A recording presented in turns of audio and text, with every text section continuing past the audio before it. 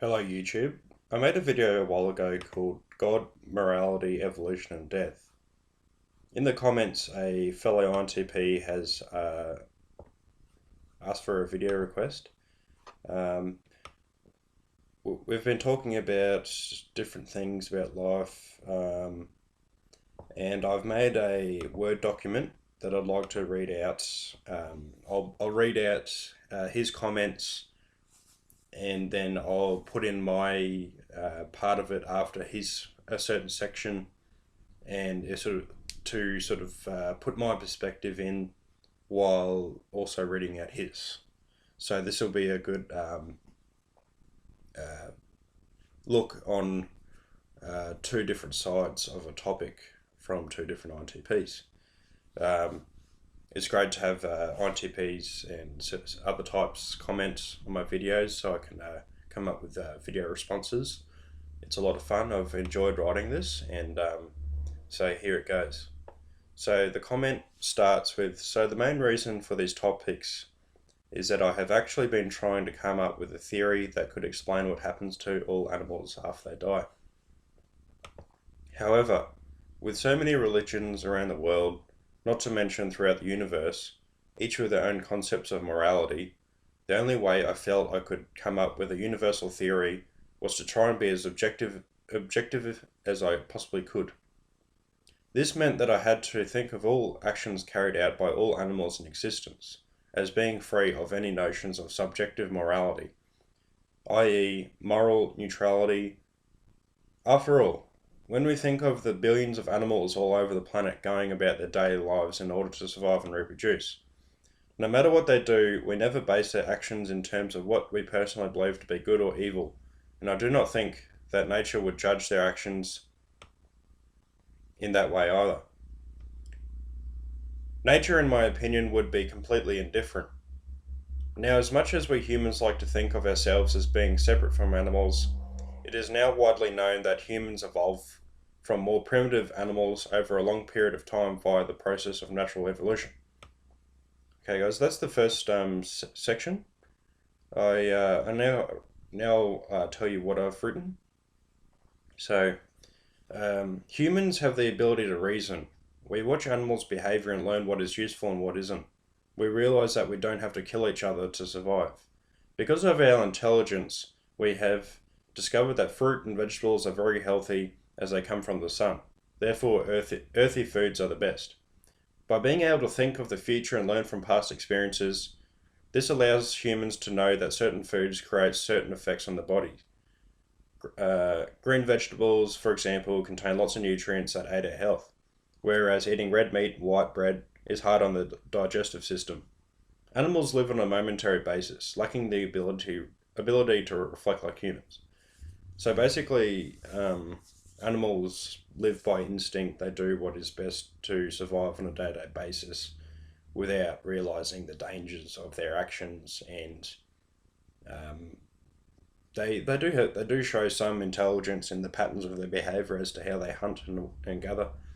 However, humans, because of our brain, we can figure out some more effective methods of going about our daily tasks in order to survive. So the next part on the YouTuber's comment was, therefore, the only logical conclusion we can draw from this realization is that humans are essentially animals themselves, whether we like it or not. And I said, when you look at our bodies, yes, we are very similar to animals. However, we have the sixth sense, the mind. I haven't elaborated on that part yet, but I'll just keep going for now. So back to the YouTuber's comment. If this is the case, would that not mean all human actions are inherently neutral as well, despite whatever subjective opinions of morality we may prescribe to? Now that is out of the way. Here comes the more interesting bit, which may be tricky to follow, so read carefully. If you think about it, before coming into existence, everyone alive today had to wait an eternity, but did not have to physically experience it. My comment is, we don't know that we had to wait an eternity to experience something. To know that one thing exists, there must be something else to distinguish the difference. Would this not suggest that time... so back to the YouTuber's comment. Would this not suggest that time is in fact meaningless when in a state of non-existence? And I said, time is a factor that is a part of the time and space formula, that if there is nothing to measure, time is irrelevant. Time allows us to see the difference between past, present, and future. A tree doesn't know that there is gravity keeping it held to the earth. Therefore, without the observer, there is no separation. The human mind creates separation, whereas in reality everything is fundamentally connected, everything is one. Back to the YouTuber's comment. People also never had a choice to come into existence or not from a state of non-existence in the first place, which gives me reason to think that we could very well be forced back into existence again. And I said, over time we have learnt more and more about the world we live in. Therefore we are the universe experiencing itself. We are here to understand the world we live in. I like the chakra system in Eastern philosophy, where it shows that basic carnal desires such as lust, greed, etc. is at the root chakra, and being consumed by these things keeps us blind to seeing the bigger picture. For example, meditation brings about more awareness. When I think of why someone should meditate, to be brief, all I can say is awareness. We're here to become more aware. The more aware we become, the better we eat, the better we work, the better we communicate with others, the clearer we think, and we gain more confidence in ourselves. I really think we are here to learn and help each other to come to a better understanding as to why we exist. I guess you could say we are a stepping stone in the universe's development. Back to the YouTuber's comments. So if you combine all three ideas together, the most likely conclusion that I come to is as follows. Soon after death, when a person dies, i.e. when their physical brain is damaged beyond recovery, their consciousness goes back into a state of non-existence. From their perspective, it will appear to them as though they are born into a state of existence almost immediately, and may already be experiencing their new existence possibly sometime in the unknown future. Remember, because time is meaningless in a state of non-existence, even an eternity would not matter, and we have no choice with regards to coming into existence or not. However, from the perspective of their loved ones back on Earth, time will progress as normal for them, and the deceased's new existence would not have been even be born yet in relation to their timeline. My comment is, people from their lives can only perceive time how that person did as well. This indicates that physical matter of the human must be active and therefore projecting consciousness. I suppose this points to that there must be physical matter, the brain, for consciousness to exist. This reminds me of an image of the brain where the neurons look like a part of the universe. This means that the brain is like a compartmentalized universe inside one's head, which brings rise to the mind. I'm dabbling with possibilities here, but this is really interesting. So if the neuron system in the brain looks similar to an amount of space in the universe, this may suggest why the brain can physically show certain modes of behavior in the human. The prefrontal cortex is what separates us from animals. It is the part of the brain that gives us a lot of advantages. This area allows us to delay our gratification by knowing the benefits of prolonging our desires in order to gain more later on. Therefore, this area of the brain is like a small representation for what happens out in the universe. The universe is always evolving, and so are our brains. The more experience and learning we do, the more our brains sharpen. This brain is placed inside a human body, therefore we are here to experience and develop our brain to their capacity, however great that may be, in order to evolve intellectually and spiritually. When I say spiritually, I mean an all-rounder grasp on life. Lately I've been thinking, why do we get satisfaction from progress, not just from our own, but from others? Why do I admire people like Einstein? It's because these people have created a better world and raised human consciousness. Back to the YouTube's comment. Also, if all actions are inherently neutral, that would mean any place where the consciousness of good or evil people go to after they die could not possibly exist, since nothing they did throughout their lives could be regarded as either good or evil by nature existence. This would mean that their new existence should have no reason to be related to their previous one and is therefore more likely to be random, a process that could well be repeated over and over again per lifetime. My response is, I think right action, therefore karma, yields results. When someone goes against what they know is the right behavior, it creates an effect. I think the Buddhist system of cause and effect makes a lot of sense. If it is true that we are the universe experiencing itself, that means we are here to become enlightened, meaning we are here to see reality as it really is. Through the Buddhist principles of goodwill, etc., we not only understand our own motivations, but the motivations of others. By becoming more aware through meditation, we realize that other people's suffering comes from their confusion. We are inherently enlightened and we are meant to come back to that state through purification as practiced through meditation in order to calm negative emotions such as anger, resentment, etc. When you feel at peace with yourself, you see good in others. Therefore, our minds are the breeding grounds to what we attract on the outside. Meditation makes us realize that there is little separation because of how much our minds attract outside circumstances. I don't want to be all preachy for Buddhism and meditation, etc. However, I have a sense of conviction that how the Buddha came to realize reality is the closest to the truth. Just going to have a drink of water for a second.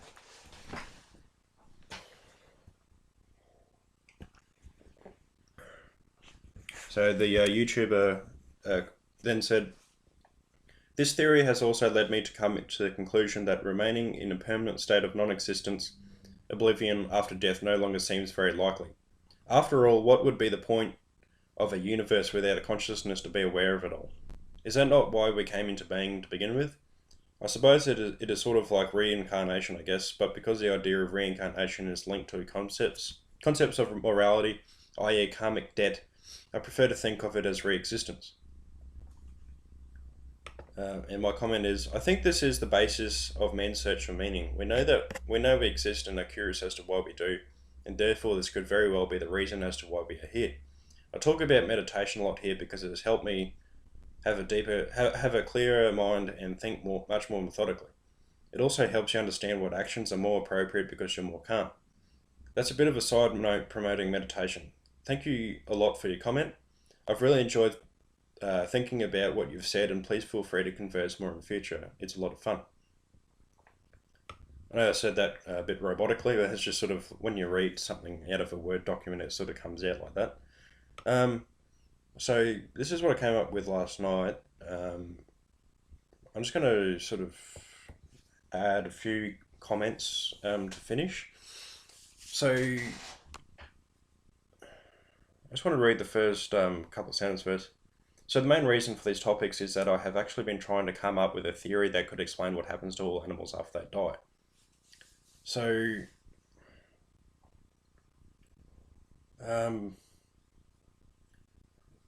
it's a funny topic. Like I mainly think about what I've learned through Buddhism, because when I've looked at all the different philosophies and that, um, and views on life, I think Buddhism comes closest to the truth.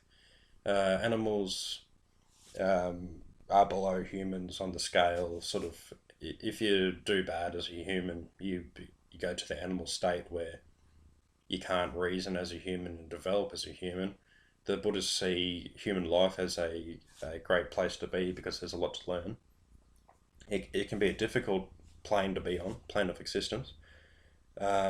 However, I do think because we have prefrontal cortexes and we can reason and think, we do have more abilities than animals. Technology is amazing. The internet's amazing. It's a huge privilege to be born in this time with the internet. So, however, I think we're supposed to look after animals. Um, there is evidence on the internet that eating meat isn't actually good for us. And however, keeping up a vegan diet, I find it pretty hard. So it's a work in progress. Um, but yeah, I think we are here to we are experience we are the universe experiencing itself, um, and we're here to become more aware of why we're here. Um, there's endless books out there, and I think something like meditation is something where you don't have to fill your head with lots of knowledge and be confused. It's more about becoming still like nature, so to speak, and gaining knowledge through that. When you look at a tree blowing in the wind, it's like they have like a wisdom or something. Like I don't know, that comes to mind, but that might come across as a bit hippie or something. But when you see a big willow tree or something calmly getting blown by the wind, it's sort of nature is in a you can tell there's a connection between us and nature, and only eating like fruit and vegetables and that has prolonged a lot of people's lives and made a lot of people's lives healthier. So it sort of comes down to basic principles as what you can do while you're here to feel more um, connected, um, and to be able to think more clearly about your interests. Thank you, Jason, for your comments. I've really enjoyed this one. This is great. Um, I was thinking about how to deliver these YouTube videos, and I do remember watching a ENTP called House Striggity and an INTJ. They did a Skype call where they both talked, and you could see their both screens with their headphones on and everything. And it was really entertaining, and they're quite popular, those videos. And if you're interested in the future, we could start doing that. That'd be quite fun. However, if you're more comfortable with doing the comments and then I'll make a video, I'm more than happy to do that. Whatever suits you. It just would be great to sort of start like a INTP circle on this channel. But if that doesn't happen, that's fine too. I just would love to